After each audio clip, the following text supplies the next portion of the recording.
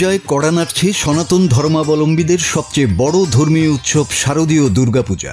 সারা দেশের মতো টাঙ্গাইলেও চলছে দুর্গাপূজা আয়োজনের ব্যাপক প্রস্তুতি। তারই অংশ হিসেবে প্রতিমা তৈরি ও রং করায় ব্যস্ত সময় পার করছেন প্রতিমা শিল্পীরা। দুর্গাপূজা উপলক্ষে প্রশাসনের পক্ষ থেকে নেওয়া হয়েছে ব্যাপক নিরাপত্তামূলক ব্যবস্থা। আগামী ২৭ সেপ্টেম্বর পঞ্চমী পূজার মধ্য দিয়ে সারা দেশে শুরু হবে সনাতন ধর্মাবলম্বীদের প্রধান ও বৃহৎ ধর্মীয় উৎসব শারদীয় দুর্গাপূজা।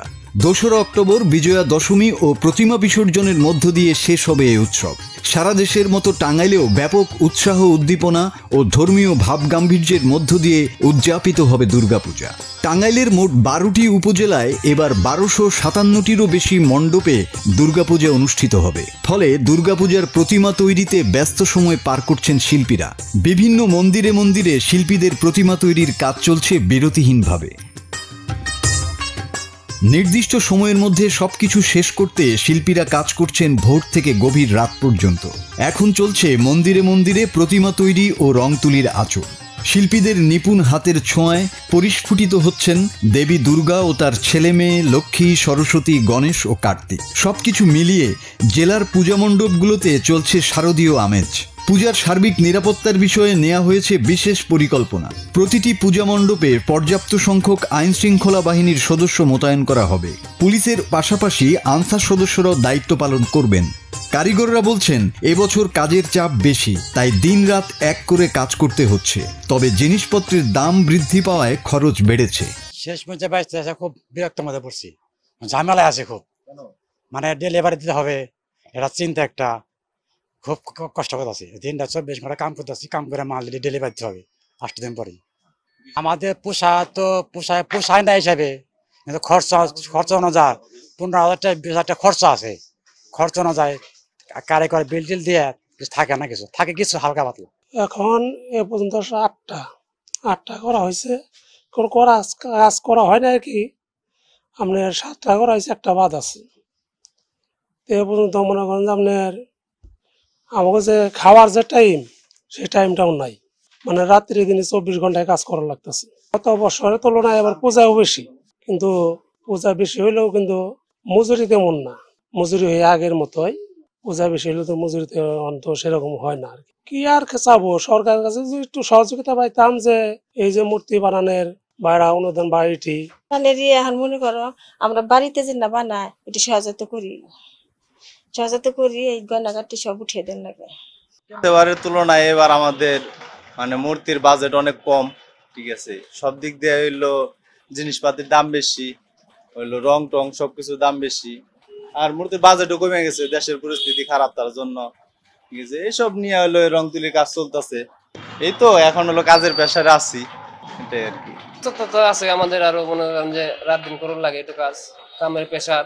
এটা বাদ দিয়ে আরো 2টা অন্য আছে, দিন তো আর নাই, দিন আছে মাত্র 10-12 দিন। আশা তো আছে, চিন্তা ভাবনা আছে যে মজুরির বাজেট ওখানে কম, কারণ সবকিছুর দাম বেশি না, কিন্তু মজুরি তো আর আমাদের বাড়ে নাই আগেরটাই। এখন একটু মজুরি একটু বাড়লে আমাদের মনে করেন ভালো হয়। জেলা পূজা উদযাপন কমিটির যুগ্ম সম্পাদক বলেন, এবার জেলায় মোট ১২৫৭টি মন্দিরে পুজো অনুষ্ঠিত হবে। আশা করছি সুষ্ঠু ও সুন্দরভাবে বৃহৎ ধর্মীয় উৎসব শারদীয় দুর্গাপূজা ভালোভাবে শেষ হবে। টাঙ্গাইলের পুলিশ সুপার বলেন, জেলা পুলিশের পক্ষ থেকে সকল প্রকার প্রস্তুতি সম্পন্ন করা হয়েছে। অপ্রীতিকর ঘটনা এড়াতে পূজা মণ্ডপগুলো ৩ শ্রেণীতে ভাগ করা হয়েছে। আইন শৃঙ্খলা রক্ষায় ১,০০০ পুলিশ সদস্য দায়িত্ব পালন করবেন। আপনারা জানেন যে টাঙ্গাইল একটি বড় জনপদ, এখানে বন আছে, এখানে নদী আছে। তো সেই বন, নদী, স্থল, জল বেষ্টিত একটি জায়গা এই টাঙ্গাইল।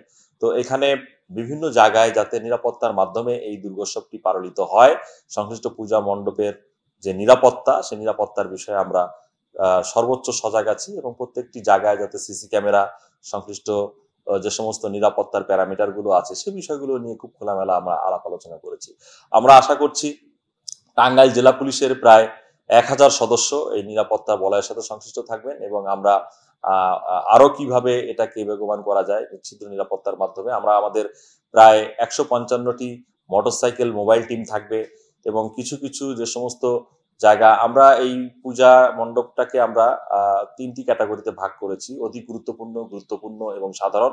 অধিক গুরুত্বপূর্ণ যে সমস্ত পূজা মণ্ডপগুলো আছে সেই জায়গাগুলোতে আমাদের পুলিশ ফোর্স সরাসরি কেন্দ্রগুলোতে অবস্থান করবে এবং কিছু কিছু এলাকা ভিত্তিক আমাদের মোটরসাইকেল মোবাইল টিম থাকবে এবং প্রায় 28টি আমাদের গাড়ি মোবাইল টিম থাকবে। তারাও কিন্তু বিভিন্ন উপজেলা কেন্দ্রিক বিভিন্ন জায়গায় মোবাইল টিমগুলো পরিচালনা করার মাধ্যমে আইন শৃঙ্খলা পরিস্থিতি যাতে আমাদের নিয়ন্ত্রণে থাকে সেজন্য সর্বোচ্চ তারা কিন্তু কাজ করবে। আপনারা জানেন যে সেপ্টেম্বরের শেষ থেকে আমাদের শারদীয় দুর্গা উৎসব শুরু হতে যাচ্ছে।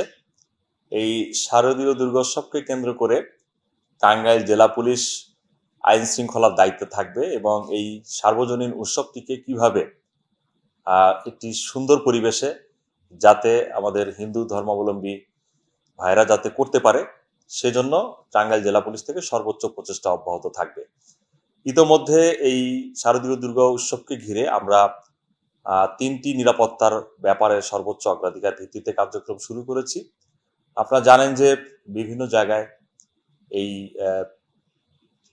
দুর্গাপূজার যে প্রতিমাগুলো এখন কিন্তু কারিগররা কার্যক্রম করছে এবং এই দুর্গাগুলো এই প্রতিমাগুলো তৈরি হচ্ছে।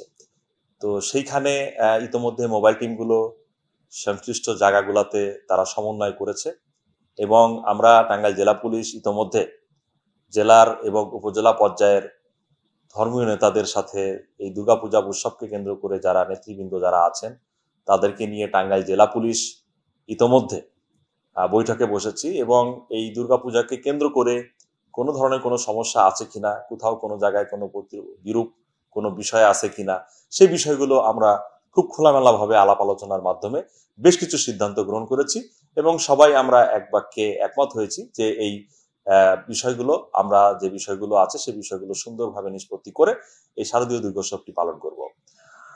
আমরা যেহেতু এখন প্রতিমাগুলো কারিগররা কাজ করছে সেই লক্ষ্য এবং উদ্দেশ্যকে কেন্দ্র করে আমাদের জেলা সদরে এবং উপজেলা পর্যায়ে কারিগররা যেখানে কার্যক্রম করছে সেখানে আমাদের মোবাইল টিমগুলো সংশ্লিষ্ট অফিসার ইনচার্জরা সেখানে যোগাযোগ করছে, পরিদর্শন করছে এবং ওই সংশ্লিষ্ট পূজা মণ্ডপের সাথে যারা দায়িত্বপ্রাপ্ত আছেন তাদের সাথে একটি নিবিড় যোগাযোগের মাধ্যমে আমরা আইন শৃঙ্খলা যে পূর্ব প্রস্তুতি এই দুর্গোৎসবকে ঘিরে সেটি আমরা রক্ষা করতে চাই। আগামী 28 সেপ্টেম্বর থেকে যে মূল যে উৎসবটি শুরু হবে, আপনারা জানেন যে ইতোমধ্যে প্রায় 1250 টাঙ্গাইল জেলায় 1250 কেন্দ্রে এই দুর্গাপূজাটি অনুষ্ঠিত হবে। বিশেষ করে মির্জাপুর, তেলদুয়ার, আমাদের বেশ কিছু জনপদ আছে যেখানে অধিক সংখ্যক পূজা মণ্ডপ, সদর, জেলা সদর সহ বেশ কয়েকটি উপজেলাতে অনেকগুলো পূজা মণ্ডপ আছে।